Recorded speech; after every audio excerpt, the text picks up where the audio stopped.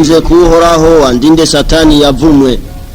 Qur'an nyeranda kigabane ca mbere uhoraho avuga ati Bismillahirrahmanirrahim. izina ry'Imana nyene imbabazi nyene impuhwe. Alhamdulillahi rabbil alamin. Gushimagizwa nuko uhoraho umukama w'ibiremwa. Arrahmanirrahim. Nyene imbabazi nyene impuhwe. Maliki yawmiddin. Umwami nyene kuganza umunsi w'ihembwa. Iyyaka na'budu wa iyyaka nasta'in. Mukama ni wewe gusa dusenga kandi ni wewe tuzekifashanyo. Ihdinas siratal mustaqim. Yobore rero mu nzira igororotse. Siratal ladhina an'amta alayhim ghayril maghdubi alayhim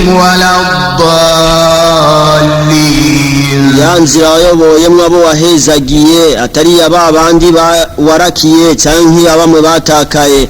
Qur'an nyeranda kigabane ca 78 uhoraho avuga ati Bismillahirrahmanirrahim. izina ry'Imana nyene imbabazi nyene impuhwe. Amma yatasaalun. Ni kuki babazanya? Anin naba'il azim. Niko muri hambaye izuka ry'ibiremwa. Alladhi hum fihi mukhtalifun. Niyo bo batumvikanako. Kalla saya'lamun. Oya nibahahe begereje kuyimenya. Thumma kalla saya'lamun. Kandi nibahahe begereje kuyimenya. Alam naj'alil arda mihada.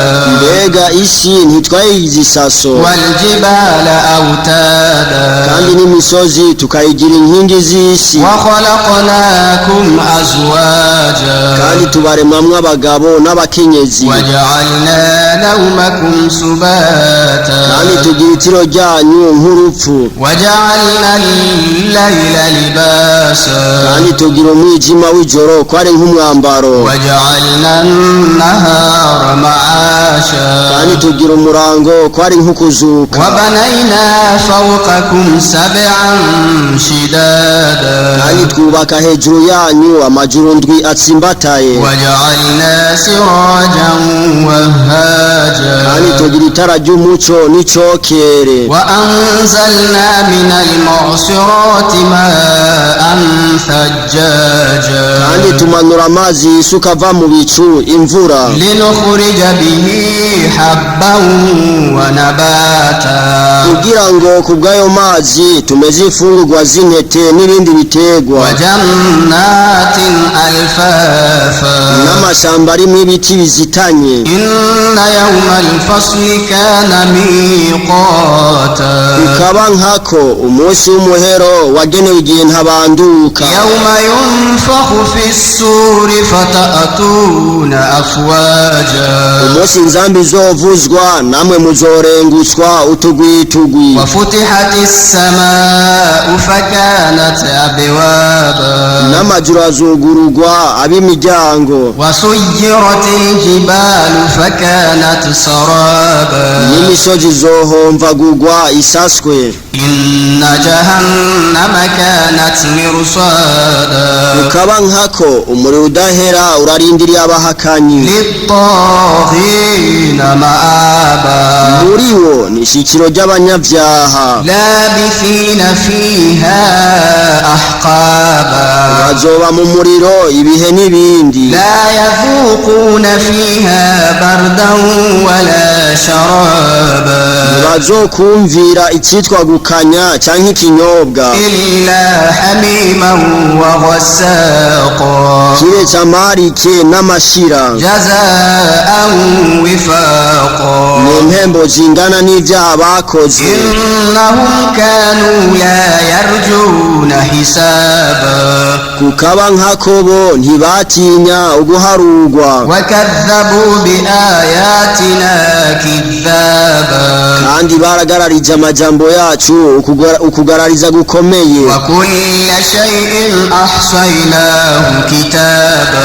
Kandi cyo cyose twakibungabunze mu nyandiko. Fadhuqu falan nazidakum illa azaba.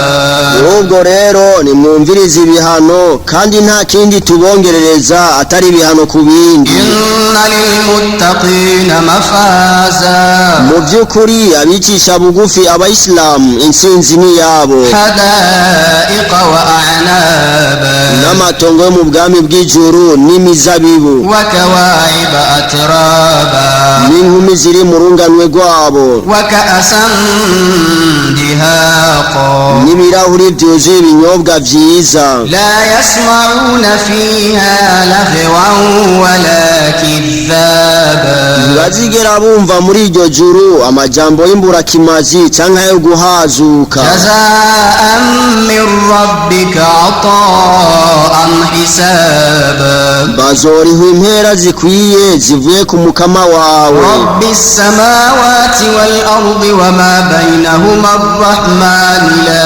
yamlikuna minhu khitaba, umukama nyene amajuru n'isi n'ibirimwo nyene impuhwe ntibazoshobora kuvugana nawe. yawma yaqumu ar-ruhu wal malaikatu saffan la yatakallamuna illa man adina lahu ar-rahmanu wa qala sawaba, mu munsi umumarayika Gaburiyeli azohagarara n'abamarayika bose ku murongo, ntabazovuga kuri uwo munsi kiretse uzohabwa uruhusha n'umukama nyene impuhwe kandi azovuga ibigororotse. dhalika liyawmul haqq faman sha'a ittakhadha ila rabbihi ma'aba, uwo ni wo munsi w'ukuri. kuri ubwo rero ushaka intsinzi natora inzira itumbereye umukama wiwe. inna anzarnakum azaban qariban yawma yanzuru al-mar'u ma qaddamat yadahu wa yaqulu al-kafiru ya laytani kuntu turaba, nukuri turabagabishije n'ibihano biri hagufi gushika. umunsi umuntu wese azokwibonera ivyo yakoze n'amaboko yiwe abiri, nawe umuhakanyi azovuga ati ese iyo nibera ivu. Korani